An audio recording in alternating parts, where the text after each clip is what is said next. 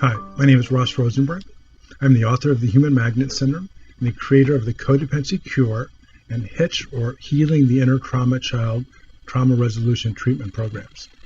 Today I'm going to talk to you about a term that I just created that goes part and parcel with everything that I've done on the Human Magnet Syndrome material. For those who are new to my work, I wrote this book, The Human Magnet Syndrome, and it explains why narcissists always fall in love with codependents or people with self-love deficit disorder and the other way around. The term that I created that I think will be helpful to SLDs, people who are self-love deficient, codependents, is called, you ready for it? Pathological empathy. Now, I thought of this term when I was trying to reconcile the concept that I hear often on YouTube, which is about empaths. There's a big group of people who prefer the term empath over codependent or self-love deficient. And to me, they're all the same. And I did a video and I explained the differences of someone who has empathy, who has tuned in hyper empathy, and someone who is an SLD. But someone who has SLDD, the codependent, their empathy is not normal. It is pathological. It is dysfunctional. It is in every way possible harmful to themselves and more helpful to others. Empathy is a natural human emotion, or I should say a human capability, a personal capability, a social capability, an emotional capability to imagine what someone else is feeling, thinking, if they're suffering, if they're happy. We are born with this. In fact, it's in other animals. Our dogs have empathy. Someone who is born in a family with what I call our normal parents, and my definition of normal is you have problems, but you rely on internal resources, your own mental health, to solve them, or when you cannot, you rely on outer resources like a psychotherapist, a friend, any other person that can be helpful. Normal parents raise their kids in an environment that is safe, predictable, where they get enough attention, and the love, respect, caring, and trust given is unconditional. Now, these parents can make mistakes. Well, that's normal. But the abnormal, and I keep flashing back whenever I say this, and only someone in my age bracket will know, it has to do with the movie Young Frankenstein. Now, that brain that you gave me, would you mind telling me whose brain I did put in? And you won't be angry? I will not be angry. Abby someone. Abby someone. Abby who? Abby normal. Are you saying that I put an abnormal brain into a 7.5 foot? Okay, back on track. The abnormal parents are the ones who cannot unconditionally love their child, who are either narcissistic, and those who have read my book, there is a continuum I created that specifies what is mild, moderate, and severe narcissism. The most severe presentation are the personality disorders. And if you follow the Human Magnet Syndrome, and you should, because narcissists always find themselves in romantic relationships with codependents or self-love deficient people.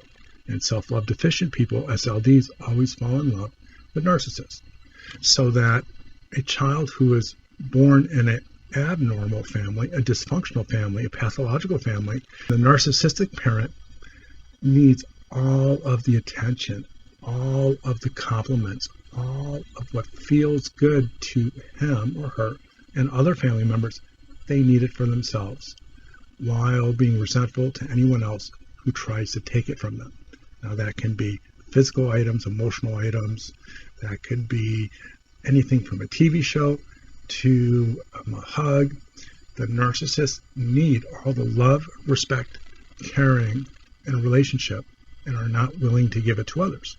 So if you have an SLD parent who is invisible, marginal, is not able to stand up for him or herself, tries to protect their children, but chooses to stay with the narcissist because of their own fear of loneliness and their own core shame, then this child grows up in this abnormal, dysfunctional family where they have to survive. And the child who figures out that if they can somehow mold their personality and not anger, upset the narcissist, or predict what makes them happy and be that type of child, then this child becomes the favored one. And this child survives his or her childhood with only moderate trauma or attachment trauma. Whereas the children who cannot figure out how to be the trophy child, the good child, the responsible child, the invisible child, the parental child, that child becomes the enemy of the narcissistic parent, and the SLD parent cannot protect them because they can't protect themselves. And that child hunkers down and just tries to survive. And in this developmental scenario, that child will become an adult pathological narcissist. But the other child, the trophy child, the child who is a gift to the narcissist, the child that can be molded into whatever the narcissist needs, grows up with this highly tuned in, it's almost like a radar station.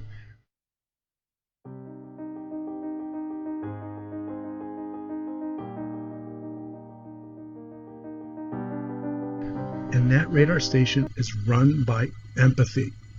And this empathy is called pathological empathy.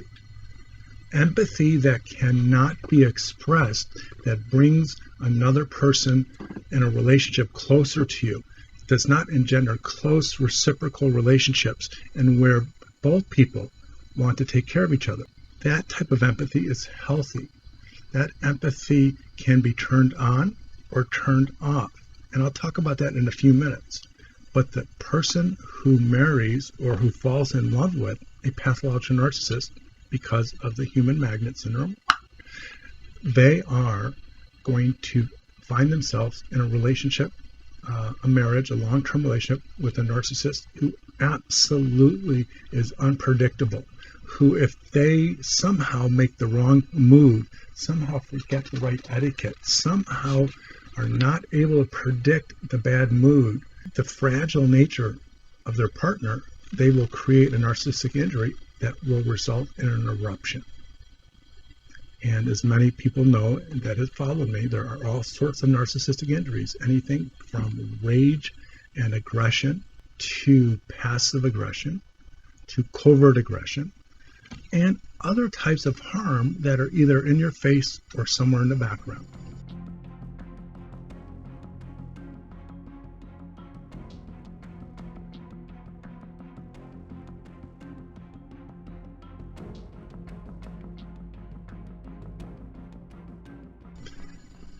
So if you are a child and you are brought up in this family and you can figure out that if you can predict your, let's call your the narcissistic parent, your father, predict your dad's reactions, his sensitivities, then you will be saved from the storm, from the harm. That is the developmental crucible within which pathological empathy develops. It is the radar. It is the ability to scan the environment, to be hypervigilant, to look at someone's face and just notice the minute, tiniest reaction. And if you are this child who's going to eventually have dysfunctional empathy, or what I call the child radar operator, you are going to pick up on it quickly and then react emotionally, intellectually, cognitively, physically in a manner that either diffuses the potential narcissistic injury or the rage that results from it distracts, or you just get out of Dodge. You find yourself in the library studying, you go in your room and you listen to music. It is the ability to have this hypersensitive empathy, this pathological empathy that saves this child from the worst of the harm. That is why, and this is factual, and those who follow me know that I'm not just making this up, that if you identify as being an SLD, self-love deficient, or a codependent, 95% or more probability is that your mother or father is a pathological narcissist. They either have narcissistic, borderline, or antisocial personality disorder. And of course, according to the human magnet syndrome, that other spouse is a codependent or an SLD, the human magnet syndrome. And if that's the case, you grew up in a storm that only you figured out a way to keep yourself from drowning, from being hit by metaphorical lightning, the tornado. Your empathy, your hyper-empathy, your dysfunctional empathy saved you. So the child who grows up with this radar, this advanced empathy, becomes the adult codependent. They bring that propensity into their relationships because of the human magnet syndrome. They fall in love with the pathological narcissist and get stuck in this relationship that often can last a lifetime, sadly. So that pathological empathy is used over and over again to give the adult SLD a false feeling of security, to give them this feeling that they can control the narcissist, moderate, redirect, diffuse, buffer the harm. It's a delusion, because it is true that their pathological empathy is defensive in nature, is helpful, but it is an excuse for them to stay in a relationship because it gives them a false sense of defensive strength. It is not used for the good, which means you are so empathetic and you pick up something that's dangerous and then you decide to protect yourself. And if you have children, your children, and you find a way out of that toxic environment. For the SLD, they don't know how to get out of that toxic environment. They are either trapped by the pathological narcissist, or they have allowed themselves to be trapped, or some combination. So empathy, it's a wonderful, very human, beautiful thing to witness, especially when we have disasters and you see the very best of people come out.